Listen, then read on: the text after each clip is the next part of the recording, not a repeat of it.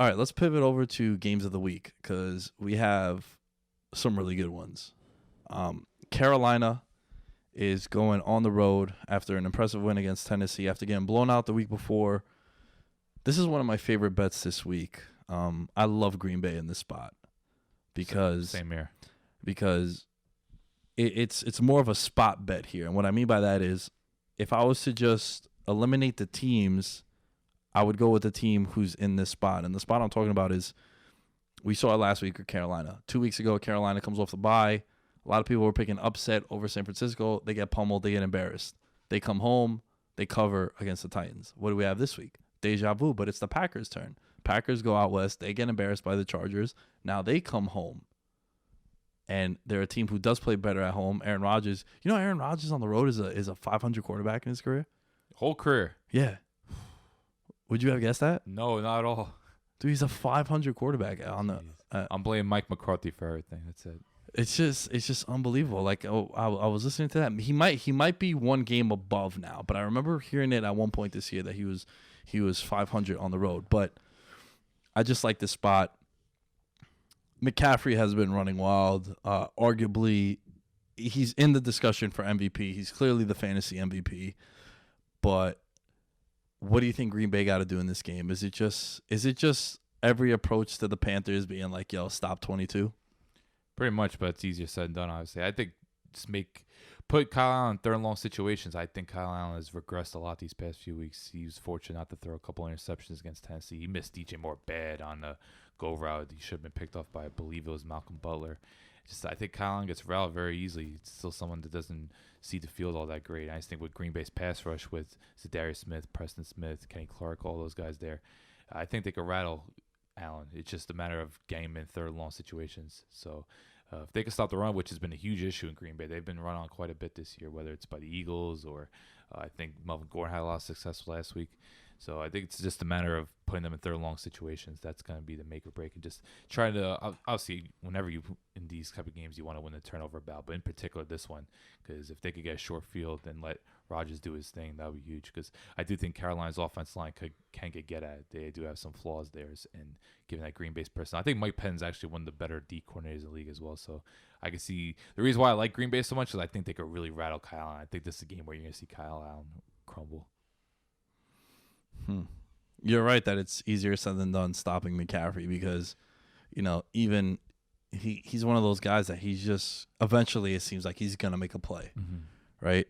I believe I heard that if you take away his 2 games against the Bucs, who quietly are a top 3 team against the run, and they've played a lot of good running backs. They've played Kamara, they played Gurley, they played Barkley, they played him twice. But if you take away those 2 games, he's averaging over 30 DraftKings points an outing, and this week. I mean, I've been playing daily fantasy now for 5 years on DraftKings. I don't remember a guy being $10,500 in salary. That basically takes up 25% of your cap. Jeez. You know, they only give you $55,000 in fake money to build a roster, and it's basically if he doesn't get you 30 points, then you're drawing dead in your lineups. But he's having that kind of a year where if you look at his numbers, they're equivalent through 8 games to LT in 06. You know, and that dude set the touchdown record. I think he's only behind them like 3 touchdowns at this pace, but still, man, that's crazy. I want to mention one thing about Green Bay. Devontae Adams came back last week, and it showed that Aaron Rodgers missed him because he saw 11 targets right away. It's like, yo, turf toe, I don't give a damn. You're getting this work. Is there anyone else on that offense that you're afraid of as a pass catcher? Because I know Aaron Jones has emerged, and even Jamal Williams is getting work in the backfield. But, like, does MVS do it for you? No. Does what's his name, Allison? Lazard's interesting. Lazard is interesting, Yeah. and I'm glad you brought him up because I think that guy should play more. I think the more he gets Rodgers' trust, because you know with Aaron Rodgers, it's all about trust. He will put receivers in the doghouse if he doesn't like them, but if you earn his trust, he wants you to get more snaps. I think he's going to get. I think it's just more of him learning playbook because he just came on the scene. What was it, against the Lions? He made that big catch, and he made a couple plays against the Raiders. So I think we'll see him get more snaps because I think Allison got banged up as well, and I don't think they really rely on Kumaro. I just think spread the field out more. Get Jimmy Graham off the field. I think Jimmy Graham's someone that's just he's been washed for at least a couple of years, and he's someone that shouldn't be there. I like to see more 4 wide receiver sets rather than just using Jimmy Graham. Yeah, has anyone declined quicker than him? I could put together a list, not the top of my head, but he's up there. But man, because I remember that dude was like 14 touchdowns a year and was an absolute beast. Seattle, I think he just started to fade. Well, with Seattle, he also had that serious injury, which I don't know if he's ever bounced back from. Like, yo, you tear your the patella ultimately is what ruined Victor Cruz. Right. You know, Because Jimmy Graham used to be one of the most dynamic players in the league. Forget just tight ends. Like Jimmy Graham used to just terrorize teams. Like it was just because him and Breeze had a great rapport. He was just a monster in red zone. He just knew how to use his body. He would box out defenders. Like he has such a big frame. basketball player. Yeah, but I remember watching him in Miami, and just now he could barely move. And yeah, he might break a tackle every now and then, but he's not someone that could just create separation, man coverage. He's just a guy that kind of a decoy, just someone you hit underneath. That's pretty much it. I've made a video for this game. Give you guys a little spoiler because I love the fans. The Patreon episode, the Degeneration Bets game lines. This is the best bet of the week for me. Green Bay -5. It's not New Orleans, Atlanta. I just really like the spot there. New Orleans, Atlanta, man. One of my things is I always lean to the team that's a dog in double-digit division games. Oh, You know, the Falcons are catching 13 points. all right. Maybe I should listen to Allen because he tried to warn me about this. But yeah, going back to Green Bay, it's my favorite bet of the week. You'll see the graphics and all that. I just think it's a spot because Green Bay also wants to stay in the discussion to be a top seed and have a bye week. So Jesus, sorry. it is something. Oh yeah, Phillip Rivers having another interception on a deflection. He threw in a very tight window there, folks. Yeah. But I will say, I think the two things that'll make or break this game, I think Kyle Allen's going to have a really big game. I think Devontae Adams could bust open because I don't really rate those Carolina corners. So I think Adams has a huge game in Kyle Allen. People like Bradbury, though. He's solid, but he's not someone that holds up against like the top tier. Like Bradbury is physical, but he could get beat.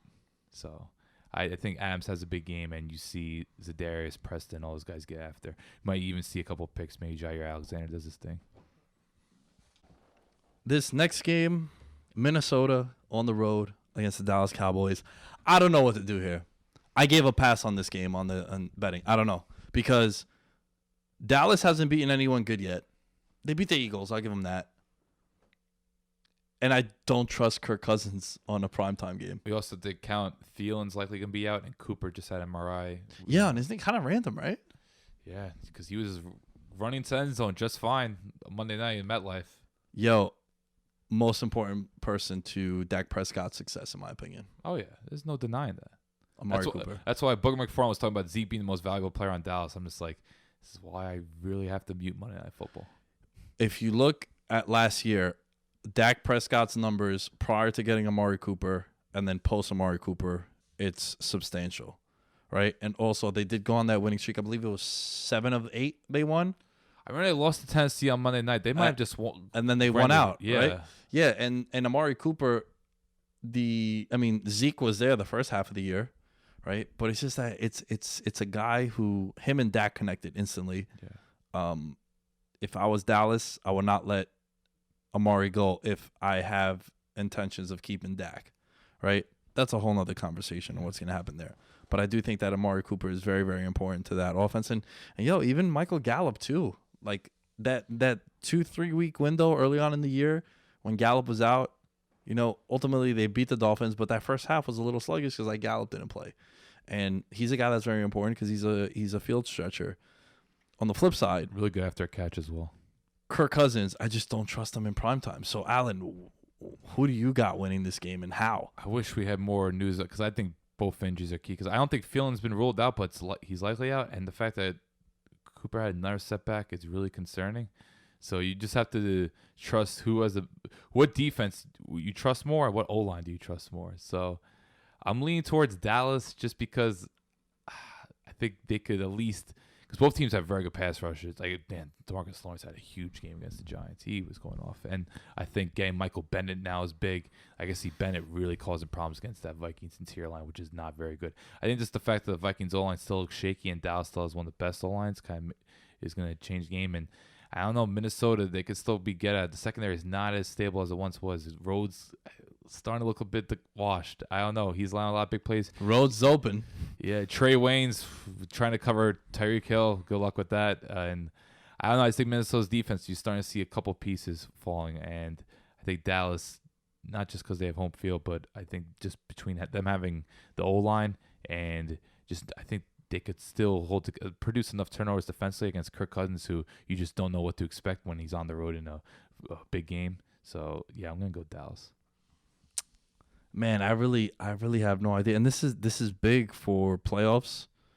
Minnesota's not out of this could be a wild, depending on wild card. With this both could teams. be a rematch. Yeah, this could be where. No, I'm talking about for tiebreakers coming wild card. Because if Eagles win division, Packers win division, these two teams will be right in the thick of it. Right. Yeah, I didn't even think about that. But this could also be the 4-5 matchup potentially. Yeah, there's a lot of moving, there's a lot of intangibles. Yeah, this is a big game. Now, are you buying into this? Kirk Cousins knows this Cowboys defense. Not really. I don't know. Because, I mean, you could also... Yeah, because I always feel like that's kind of a dumb argument. Marinelli has been there for a while. But, yeah, but, like, they know him, too. Yeah. You know? I just think not having Adam Thielen's a problem. It is, yeah. Yeah. Because they have no receiver. I know they did well against Kansas City, but Kansas City, everyone throws on Kansas City. Dallas is a really good D. Now they're getting healthy. And they're going to force turnovers with just that pass rush. And I think Van Rush will be back for this game, which is big. So I think a lot of things are pointing towards Dallas' favor, even though not having Cooper is a huge problem because you know how much a difference Cooper can make. Who do you think is more important to their quarterback? I rate Prescott a lot more higher than Kirk Cousins, so that's why I kind of lead Dallas. But I think just based on looking at statistics and just film, you have to say Cooper is more valuable. The thing is, I have more faith in Dak to get it done though compared to Cousins. Yo, off the top of my head, I remember one Sunday night football game. The Redskins played the Packers. That's like the only good game that Kirk Cousins lit 'em up. Yeah, it was before that was like a Thanksgiving. fading team. I think they were fading, but then they had that surge, or was it? That was the yeah, I think they came back. They made the playoffs, beat Dallas, then lost Atlanta. Right, but that was the Redskins game where. Not that you like that. What was the other thing that he said? Oh, he said something to the GM. To the GM. Remember he said something like, "How do you like me now?" or something? Yeah. It was a very slick comment. Oh, you like that? Oh, no. That was Rivers, Jesus. Another interception. Oh, my God. First one didn't count. This was definitely counting. Oh, boy. This is going to get housed. Yo, Phil Rivers, they should not allow 37, 38-year-old quarterbacks to play on 4 days rest. Or Jesus. 3 days, I should say. Who do you got winning this game? I got to go Dallas. Dallas? Yeah. Oh, man. I want to see Dalvin do his thing. That Dalvin Cook is just one of the best. That's another thing. Booger was talking about how Zeke's the best running back in the league. I'm like, have you watched Dalvin Cook? I love Zeke. I think Zeke's great, but Zeke doesn't break tackles like Dalvin Cook's break tackles. Man, I don't know how I feel about Zeke. And I'm in a position when I talk shit about the Cowboys, I'm a hater. Yeah. So I don't know what to say. But dude, Zeke, Rivers really went full Trubisky here. I decided to kick off, but it was a really bad throw. Yeah, but Zeke, man, like, I think a lot of guys could do what he does for that team. He does. He hasn't looked quite the same this year. You don't see him break as many tackles. He doesn't have the same explosive burst. He still has really good vision. That's one thing you have to give Zeke. But you saw some of those holes. I'm just like, man, could you imagine what Dalvin Cook could do with that hole, or McCaffrey, or Kamara, or Barkley? Like, oh God, compare the run blocking with the Cowboys to Giants in that game. Like, Barkley was getting tackled almost immediately at the line of scrimmage. Meanwhile, Zeke's just having acres of space. So. It is unbelievable when you watch the Giants and Cowboys play how far back this defensive line for the Giants gets pushed back. It is mind-blowing. You on Dallas? I'm going to go Dallas, yeah. Okay. I think Dallas ultimately at home wins this. Though it would be interesting if they lost. Because if they lost, they would have the same record with the Philadelphia Eagles. Ooh, that's right. And that would be something, you're going to have to go to Philly if you're Dallas. You still have that game. And a lot of games. He's got. I you know what's interesting? They play the Bills on Thanksgiving. That's good. I want to see the Bills kind of do something. We were just ragging on the Bills a little bit, but that'll be a good test. Last but not least, Monday Night Football. Finally, a Monday Night Football game that is going to be a banger. This is a game of the week. Easy. This might be the game of the year so far. Yeah. Is there another one? I know we live in the moment, but like undefeated against 7-2. At the moment, the leading candidate to win NFL MVP, 22 touchdowns, 1 interception. And it brings back the good old days because I think this is one of the best rivalries when you think It about was, it. yeah. The peak Legion of Boom and the Kaepernick versus Kaepernick and that offense.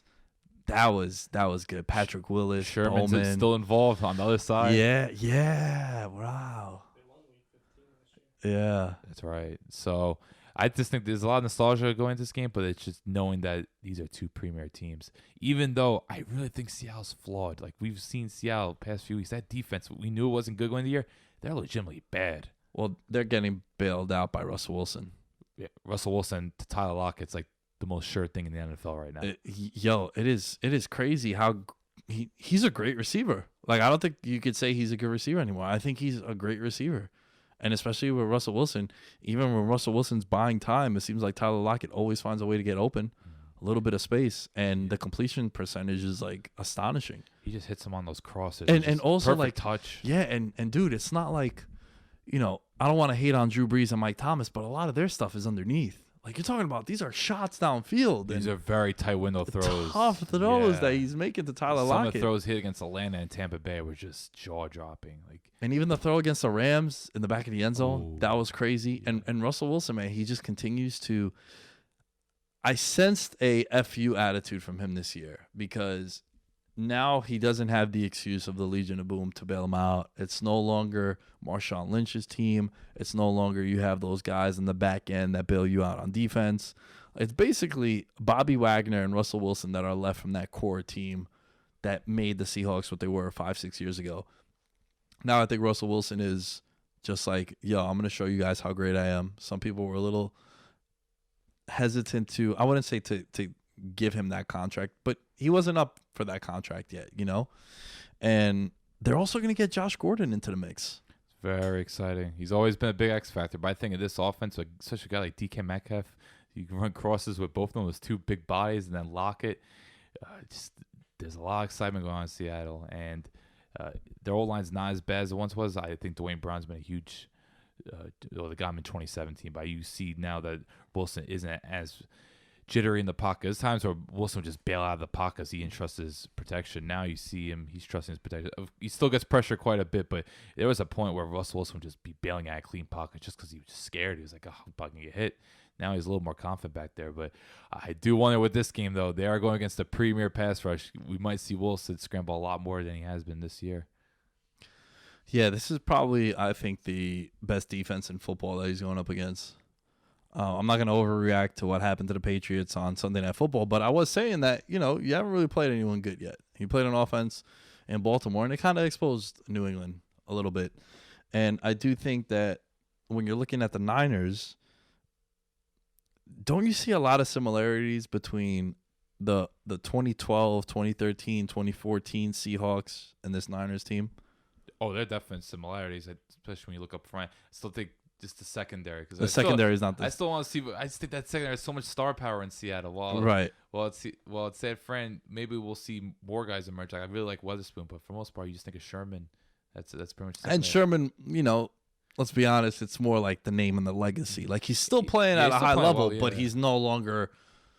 shut down. A lot of names are going to go by before you say Richard Sherman's the best corner in football. I think all their success is built up front. What they've assembled up front, you have four, and I think Armstead's playing at a real high level. We're not talking about him enough. Even Solomon Thomas is making plays. Just what they've built up front. I do wonder, this is their first game without Quan Alexander, how much they're going to miss him. Right, he got hurt in that Thursday Night Football game. Right, and they still don't have McGlinchey, Staley, or Ushak. Even though Seattle's I like Jadeveon Clowney, but he's not someone you want to rely on as your main pass rusher. I think that's pretty much a given. I'm sorry, I never liked Clowney. He makes plays. He causes havoc, but he's not someone he's more of just a run stuffer. Not run stuffer, but he makes plays against the run. He's just not someone you could depend on to generate pressure. I'd much rather if I'm gonna take you number one overall, you be bad against the run than be bad against the pass. Oh yeah. And I don't think Clowney is a guy that. He's not someone you can rely on. And all those years in Houston, he had some good pass rushers around him. Merciless, J.J. Watt, obviously. And, he never was a 16 sack guy. And I know that's about a sack a game, and that's a high mark, but not even double digits. I think it's like 7 or 8. Yeah, Clowney never did it for me. He just does. He's really good against the run. You see at times he'll back a couple passes down. He's always causing havoc. And you can use him a lot of different ways. Like Seattle loves blitzing him through the A gap. Like he's someone you can line up at linebacker and he could just burst through. But eventually, it's just like when you invest so much, it's like I need to see some stacks. I need to see some production, and he just hasn't done it. So I don't know. Seattle, as even though the record's really good and Russell Wilson's best quarterback in the league, and Chris Carson, even though he fumbles a lot, I just think Carson's a really dynamic running back that brings so much to the table. Just Seattle's such a flawed team. Like I'm shocked they're 7-2, and they have a brutal schedule. Like it wouldn't surprise me if Seattle starts dipping a little bit, but just given that Russell Wilson's playing at MVP level, like there's no way they could completely collapse. But I do think they're going to start losing some games just because they're playing against. They got Philly. I know I still think they got to play Green Bay. They have so many good teams they're playing against coming up. So. Yeah, I'm very excited for this one. It seems like the Monday Night Football games have been a little, you can. Other than Houston, New Orleans, they've been all bad. I know Detroit, Green Bay was kind of interesting, but it's been duds this year. Yeah, a lot of even this past Monday was a dud. If it wasn't for the Giants, I wouldn't have. I was been slightly interested because I just want to see Daniel Jones against Cowboys. That was about it. But other than that, I was like, okay, this is just another Giants Cowboys game. But you buying into this black cat jinxing the Giants? No. I will buy into the fact that Stephen A. Smith is the man who put it on the field. Oh, just for laughs. But how do you think this game decides? Because I think both teams have really good running games that we should take. I know everyone's like, oh, establish the run, this, that. Like, well, we're talking about running games, but both teams can run the ball. I think this is going to be the classic whichever quarterback has the ball last wins kind of game. Only because I think Seattle's defense is not that good. Okay. I'm not saying that Jimmy G is playing at the same level as Russell Wilson, but I'm saying that the balance is that what balances that out is that I don't think Seattle's defense is as good as people might think. I think Jimmy G's going to light him up. Yeah? He's going to have a big game. Dude, everyone's lighting up Seattle. Matt Schaub lit up Seattle. Yeah, that's a fact. Winston, and even Winston last week. Yeah, if Winston did it, what was that? He just pull a Winston. The ball. Yeah, just pull a James Winston. So I think Jimmy, especially all the play action they run, I think they're going to just, especially Sanders is now. Yo, I was going to mention him right now. He is clearly Jimmy G's guy right now. Like, he is getting, I was watching the game last week with the Cardinals, and I was texting Danny and Josh, who we play daily fantasy every week. I was like, yo, there's something to monitor. It seems like every time he needs a play, he goes to Sanders. Let's keep that in mind when we're trying to identify which wide receivers they got to pair him up. And, yeah, I mean, Sanders, George Kittle, would you call it a two-headed monster? Because, Coleman has that big game against the Panthers, then kind of lays an egg the next week, and Breida picks it up close to 100 yards. They do spread around. Like Pettis had a big play, Samuel had a big play. With Kyle Shanahan's offense, role players will have the opportunity to shine just because he schemes up plays all the time. Like you're going to have your moment where you're going to be 10 yards open downfield and you're going to score. That's just Kyle Shanahan. He's brilliant like that. So between that, I just want to see how Russell Wilson copes with this pass rush because I think – man, they're going to get after him. Yeah. This pass rush is going to get after him. And I think Nick Bosa versus Dwayne Brown should be a cool matchup because this is one of the premier left tackles in the league and seeing how Bosa fares. But still, you got guys like D Ford and DeForest Buckner. Just even when San Fran was bad, they would give Wilson problems. Like, I remember that one game, maybe it was 2 years ago. Remember Wilson threw a touchdown where I think Buckner was bringing him down and he just flung it in. They won like 10-6. Yeah. So I was going to say it was a slow scoring game. Yeah. Like San Fran's been causing problems when they were bad. Like, what are they going to do now? So, we'll see. Jesus, Phillip. Like I said, new rule. We're banning 38-year-olds from playing. Oh, they got picked sixth. Oh, Jesus Christ. But look at this go. Amazing. Who do you got in this game? Man, I don't want to bet against Russell Wilson. He puts fear in my heart as someone that has bet against him. If I'm holding a ticket on the Niners and he has the ball, it puts fear in my heart. Him and like Andrew Luck were the two guys where like when I would have a ticket, like those, you can never count those guys out. They would always. And now you know who else is in that guy? Deshaun Watson. Yep. If you guys are out there and you guys are bettors, I dare you to disagree with me because you can't. If you have a bet and you're going up against those guys, they put fear in your little hearts. So I can't pick against Russell Wilson. I think he's playing at such a high level that I agree with you. There are a lot of issues on this team. The offensive line is not the best. The defense is not that great. But I think Russell Wilson is having one of those years where, like Cam Newton, we opened up the show with Cam Newton. I think like Cam Newton had that 1 year with the Panthers where he kind of elevated everyone else around him. I think Russell Wilson is the same exact way. Okay. I'm going San Fran. Trust that. I think the pass rush is going after him. And let's take into account, 3 extra days of rest? And you're giving Kyle Shanahan extra time to prepare. especially now that he has Sanders to work with. I just think there's a lot of advantages going San Fran's way, not to mention their home as well. Just between that, and I think you could still get us. I'm just very excited to see what he could do with guys like Pettis and Samuel and Coleman, because Shanahan's going to create some sort of crazy game plan. So I just think between that and I think Seattle's defense, they're going to get really torn apart in this one. I think Jimmy G's starting to play a little better, and Jimmy G, you just give him some easy throws to hit, he's going to hit him. So I'm going San Fran.